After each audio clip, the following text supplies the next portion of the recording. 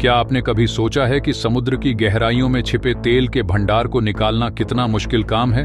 दोस्तों, भारत ने अब एक ऐसी अनोखी और अत्याधुनिक तकनीक विकसित की है जिसने इस नामुमकिन से दिखने वाले काम को मुमकिन बना दिया है। जी हाँ, भारत अब अपने दम पर गहरे समुद्र से तेल निकालने में नई क्रांति लेकर आया है। यह न केवल हमारी ऊर्जा आत्मनिर्भरता की दिशा में एक बड़ा कदम है, बल्कि हर भारतीय के लिए गर्व की बात भी है। इस वीडियो में हम आपको दिखाएंगे कि आखिर यह नई तकनीक है क्या, इसे कैसे इस्तेमाल किया जा रहा है और यह कैसे समुद्र की गहराइयों से तेल निकालने के पूरे खेल को बदल रही है। साथ ही हम जानेंगे कि यह खोज भारत के भविष्य को कैसे प्रभावित करेगी और हमारे देश को ऊर्जा के क्षेत्र में कितना आगे ले जाएगी। तो दोस्तों, वीडियो को अंत तक देखें। लेकिन वीडियो में आगे जाने से पहले अगर आपको भी भारतीय होने पे गर्व है तो वीडियो को लाइक करके कमेंट बॉक्स में जय हिंद जरूर लिखें, क्योंकि जय हिंद कहना हम सबके लिए गर्व की बात है। दोस्तों, सबसे पहले बात करते हैं तेल की खोज की। तेल ढूंढने की प्रक्रिया बेहद महंगी और जटिल होती है। समुद्र के भीतर तेल के भंडारों का पता लगाने के लिए सीस्मिक सर्वेक्षण का इस्तेमाल होता है। इसमें समुद्र की सतह पर विशेष जहाजों के जरिए ध्वनि तरंगें भेजी जाती हैं। ये तरंगें समुद्र की तह में जाकर परावर्तित होती हैं और इससे भूगर्भीय संरचना का पता चलता है।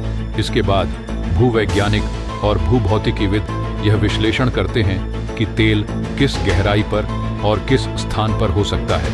एक बार जब तेल का स्थान निश्चित हो जाता है तो वहां ड्रिलिंग शुरू होती है। समुद्र में ड्रिलिंग करना जमीन पर ड्रिलिंग करने से कहीं अधिक कठिन है। समुद्र की गहराइयों में हजारों फीट नीचे ड्रिलिंग करनी पड़ती है। इस काम के लिए फ्लोटिंग और फिक्स्ड रिग्स का उपयोग होता है। फ्लोटिंग रिग्स को खास तौर पर गहरे समुद्र के लिए डिजाइन किया गया है। ये रिग्स समुद्र की सतह पर तैरते रहते हैं और अत्यधिक लहरों और तूफानों के बावजूद स्थिर रहते हैं। तेल निकालने की प्रक्रिया में एक और अनोखी तकनीक का इस्तेमाल किया जाता है, जिसे रिमोट ऑपरेटेड व्हीकल्स ROVs कहा जाता है। ये उपकरण समुद्र के गहरे और खतरनाक हिस्सों में काम करते हैं, जहां इंसानों का पहुंचना असंभव है। इन ROVs को ड्रोन की तरह ऑपरेट किया जाता है और ये समुद्र के भीतर ड्रिलिंग और मरम्मत के काम को अंजाम देते हैं। दोस्तों, तेल निकालने का काम जितना तकनीकी है उतना ही जोखिम भरा भी है। ड्रिलिंग के दौरान कई बार गैस लीक या ब्लोआउट जैसी घटनाएं होती हैं, जो न केवल पर्यावरण को नुकसान पहुंचाती है बल्कि वर्कर्स की जान को भी खतरे में डालती है।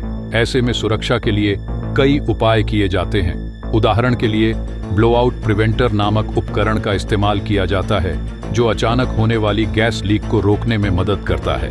अब बात करते हैं उन वर्कर्स की जो इस प्रक्रिया की रीढ़ की हड्डी है। इन्हें ऑफशोर वर्कर्स कहा जाता है। दोस्तों, इनका जीवन बेहद चुनौतीपूर्ण होता है। ये हफ्तों तक समुद्र के बीच बने रिग्स पर रहते हैं, जहां न तो मोबाइल नेटवर्क होता है और न ही कोई सामाजिक जीवन। इन वर्कर्स के लिए विशेष जहाज बनाए जाते हैं, जिन्हें फ्लोटिंग हॉस्टल की तरह डिजाइन किया गया है।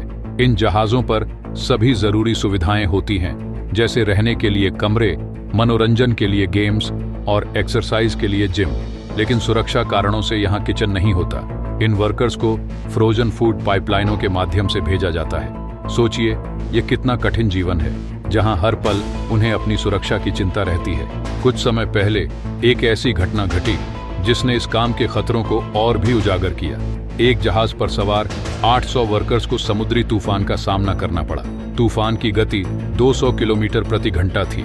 इतनी ऊंची लहरें उठ रही थीं कि जहाज पर मौजूद सभी वर्कर्स की जान खतरे में पड़ गई थी। लेकिन भारतीय नौसेना ने अपनी जान पर खेलकर उन्हें सुरक्षित बाहर निकाला। दोस्तों, यह कहानी बताती है कि तेल निकालने का काम न केवल तकनीकी और महंगा है, बल्कि इसमें वर्कर्स की जान जोखिम में रहती है। इसके बावजूद ये वर्कर्स बिना किसी शिकायत के काम करते हैं ताकि हमारी ऊर्जा जरूरतें पूरी हो सकें। अब बात करते हैं नई और उन्नत तकनीकों की, जो हाल के दिनों में इस क्षेत्र में लागू हुई हैं। इनमें से एक है deep water horizon drilling system, जो विशेष रूप से गहरे समुद्र में ड्रिलिंग के लिए डिजाइन किया गया है। यह प्रणाली न केवल ड्रिलिंग को तेज बनाती है, बल्कि इसे अधिक सुरक्षित भी बनाती है। इसके अलावा carbon capture and storage CCS तकनीक का भी इस्तेमाल हो रहा है, जो तेल और गैस उत्पादन के दौरान उत्सर्जित कार्बन को कैप्चर करके वातावरण में जाने से रोकती है। समुद्र से निकाले गए कच्चे तेल को रिफाइनरी तक ले जाया जाता है। यहाँ इसे अलग अलग तापमान पर उबालकर पेट्रोल, डीजल और केरोसिन में बदला जाता है।